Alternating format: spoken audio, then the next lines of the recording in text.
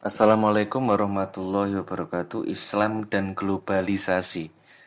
Nah, semua masyarakat dunia itu terhubung dan bisa saling komunikasi, juga membuat sistem. Salah satu faktornya selain perkembangan teknologi itu juga dukungan bahwa di 4.0 ini internet adalah segalanya.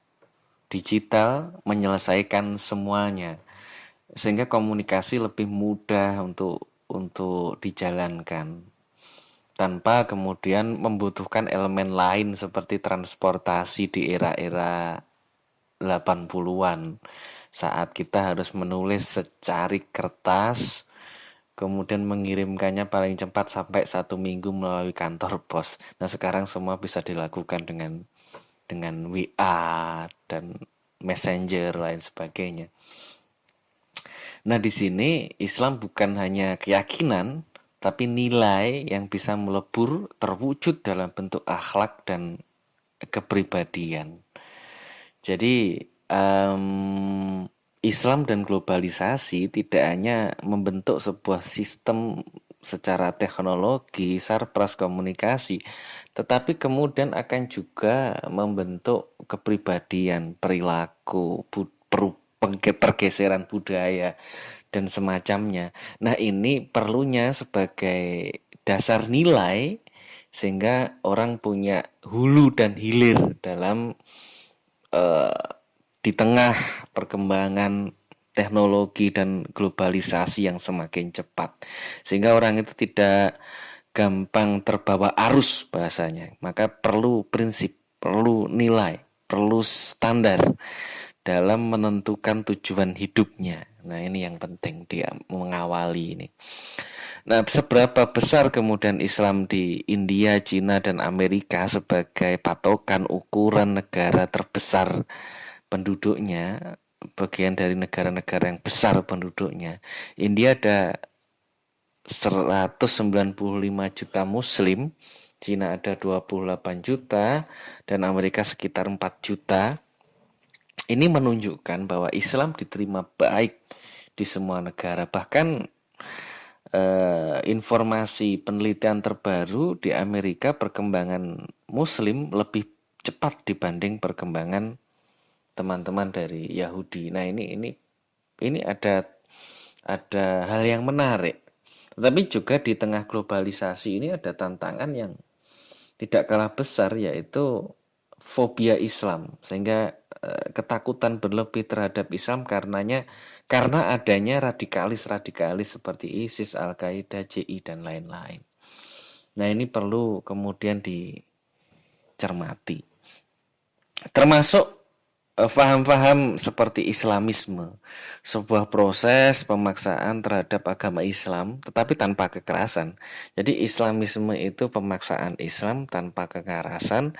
Kalau sudah mengarah pada kekerasan itu namanya radikalis. Jadi Islamisme pun sebuah faham yang negatif. Sebuah paham yang negatif. Nah, Islamisme, radikalis, JI, ISIS, Al-Qaeda sebenarnya ada salah satu unsur yang kadang selalu muncul. Kadang selalu muncul. Itu dimunculkan karena sebenarnya bukan karena pergeseran keyakinan atau pemahaman terhadap agama. Ada juga hal yang lain, kekecewaan politik. Nah, jadi selain pemahaman agama yang salah, itu ada hal lain yang besar, itu kekecewaan politik. Sehingga mengutamakan kekuasaan daripada nilai, dan juga termasuk merasa diri yang paling benar ini.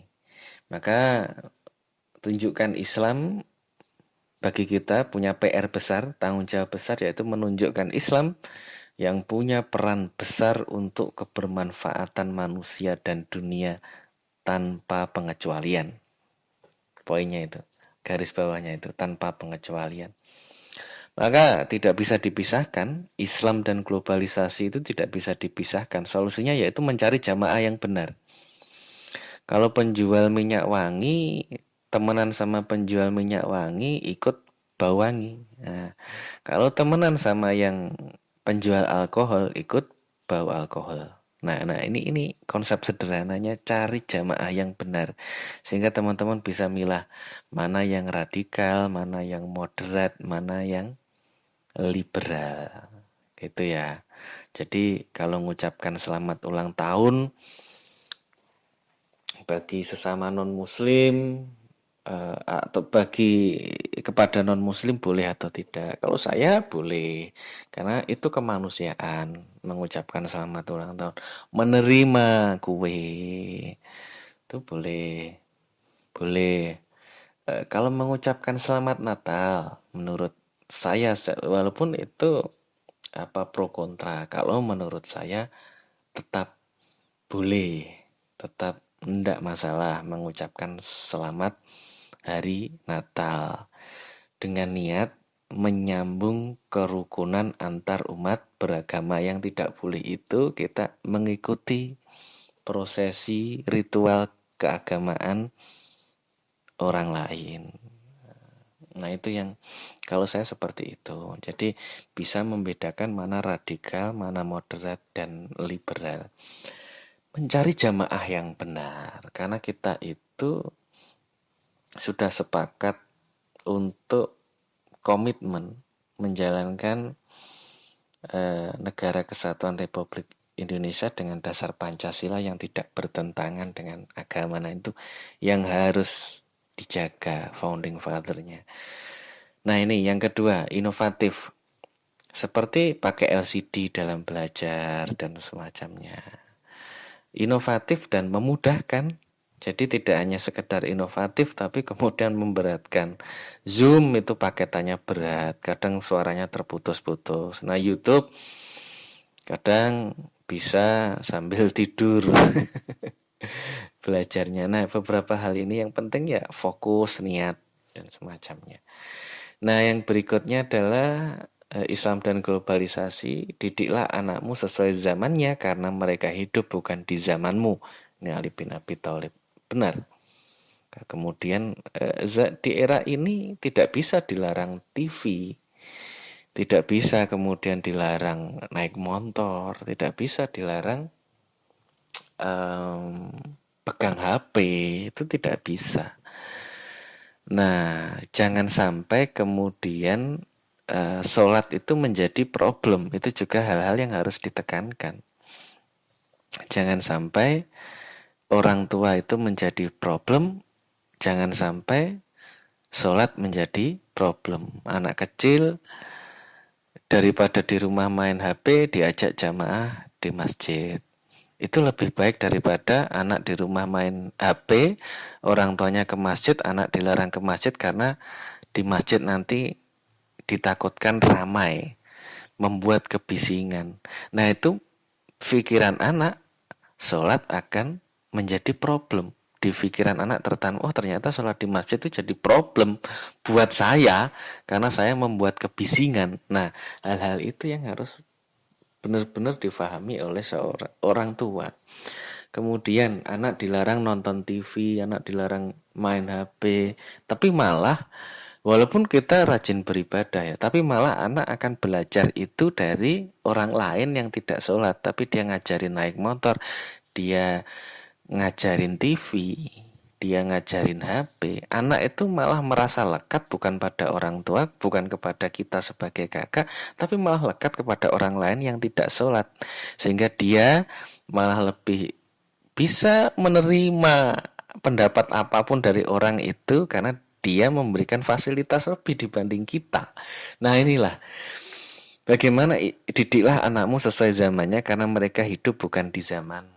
Jadi teman-teman harus memahami hal itu. Mulai berpikir gitu ya. Ud'u ila sabili rabbika bil hikmah wal mauidhatil hasanah wajadilhum billati hiya ahsan. Fa bima rahmatin minallah lintalahum walau kunta fadlan ghalidal qalbi lang fadhu min khaulik. Poin-poin intisarinya ya dengan mauidhah hasanah, dengan baik, diskusi dengan baik, tidak dengan keras hati. Gitu. Organisasi-organisasi yang hanya sekedar gerutak-gerutuk, serang sini, hantam sini, kafe dipukuli, semua orang dipukuli. Memang dakwah itu hanya sekedar saling pukul gitu ya. Amar ma'ruf nahi mungkarnya kan kita juga butuh diriin DPG ya kan. Ma'arif, pengajian gitu, bikin rumah sakit macam-macam, organisasi cuma gerudak-geruduk ya. Ini penting mendidik hal-hal seperti ini. Maka kemudian di globalisasi ini juga dalam kitab Ihya Ulumuddin mengatakan bahwa perlu prinsip dasar hulu yaitu akhlak. Maka perilakunya itu fleksibel. Perilaku menyesuaikan zaman tetapi jangan meninggalkan akhlak. Tidur berdoa dulu bukan TikTok atau update status. Dulu tiap jalan kaki bertemu orang salam. Sekarang kadang karena globalisasi miso-miso lah macam-macam ya kan. Naik mobil udah punya teknologi, naik mobil sudah tidak mau menyapa ya. Itu riak sombong macam-macam. Jangan sampai kita membuat teknologi tetapi teknologi akhirnya yang membentuk kita. Jangan sampai kita yang membuat teknologi tetapi teknologi akhirnya yang membentuk kita.